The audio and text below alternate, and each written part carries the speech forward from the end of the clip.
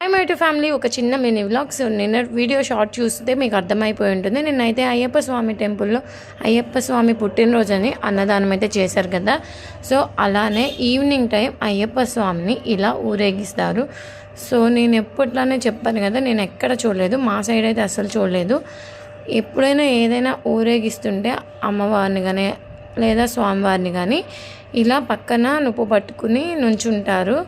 So అది ఎందుకు ఏంటని నేను కూడా డీటెయిల్గా ఎవరిని అడగలేదు. ఈసారి మీకు ఎవరికైనా తెలిస్తే కామెంట్ చేయండి, లేదంటే నేనైనా ఈసారి ఎవరైనా కనుక్కుని మీతో షేర్ చేసుకుంటాను.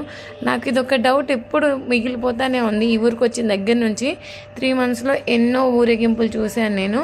సో ఇలా అయితే స్వామివారు వచ్చినప్పుడు నీళ్ళు ఆరబెట్టి హారతిని అయితే ఇస్తున్నారు. చూశారు కదా, స్వామివారే ఈ బండిని అయితే ఎంత మంచిగా అలంకరించారు. నేనైతే అస్సలు ఎక్స్పెక్ట్ చేయలేదు. చాలా బాగుంది అయ్యప్ప స్వామి పుట్టినరోజు ఇలా చేయటం. నాకైతే